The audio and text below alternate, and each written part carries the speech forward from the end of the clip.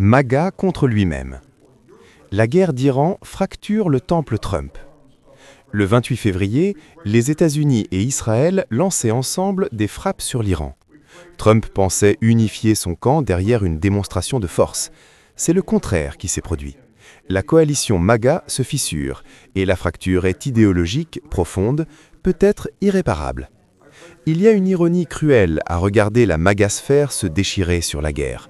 Le mouvement qui a mis fin au consensus interventionniste américain, qui a brocardé les guerres sans fin des néoconservateurs, qui a fait du retrait d'Afghanistan un argument électoral, ce mouvement-là découvre aujourd'hui qu'il avait peut-être élu le mauvais homme pour faire la paix. Depuis les premières frappes sur l'Iran, la révolte gronde dans les rangs. Et pas depuis la périphérie du mouvement, depuis ses figures les plus emblématiques. Tucker Carlson, ex-présentateur vedette de Fox News, devenu le prophète médiatique du populisme américain, a lâché une formule qui résume tout. C'est la guerre d'Israël, ce n'est pas la guerre des États-Unis. Il va plus loin, accusant l'administration d'avoir basé ses décisions sur des mensonges et prédit que ce conflit pourrait mettre fin à la présidence Trump. Marjorie Taylor Greene, figure de proue de l'aile la plus radicale du Congrès républicain, a été encore plus directe. Nous avons voté pour America First et zéro guerre. Candace Owens, dont l'audience sur les réseaux est colossale, a rejoint le concert des dissidents. Même Megyn Kelly, pourtant peu suspecte de sympathie envers l'Iran, a posé la question qui dérange. Notre gouvernement est là pour nous protéger, pas pour protéger Israël. Ça ressemble vraiment à la guerre d'Israël. La réponse de Trump, cinglante et révélatrice. Face aux critiques, le président n'a pas argumenté. Il a tranché « MAGA, c'est Trump. MAGA, c'est pas les deux autres. » Autrement dit, la doctrine, c'est moi. Le mouvement, c'est moi. Vous ne faites pas partie du camp si vous n'êtes pas d'accord avec moi. À Carlson spécifiquement, il a envoyé cette pirouette méprisante. Il peut dire ce qu'il veut, ça n'a aucun impact sur moi.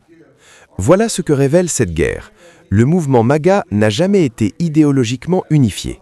Il contenait deux âmes irréconciliables. D'un côté, les isolationnistes, ceux qui ont toujours cru que Trump était le président de la non-intervention, de la souveraineté américaine retrouvée, du grand retrait. De l'autre, les partisans de la paix par la force, ceux qui voient dans la puissance militaire un instrument légitime de la politique étrangère, y compris pour soutenir Israël. Ces deux camps coexistaient sous l'ombrelle Trump parce qu'ils avaient un ennemi commun, l'establishment démocrate, le deep state, les médias mainstream. La guerre en Iran retire cet ennemi commun de l'équation. Il ne reste plus que la contradiction. Il faut cependant nuancer.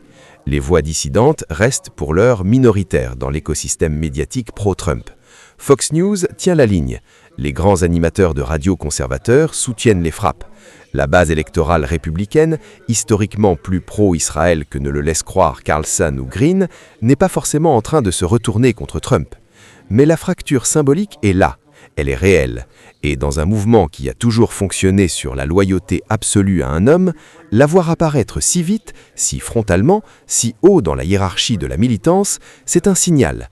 Trump a peut-être gagné la guerre contre l'Iran, la bataille pour l'âme de son propre mouvement, elle, commence à peine.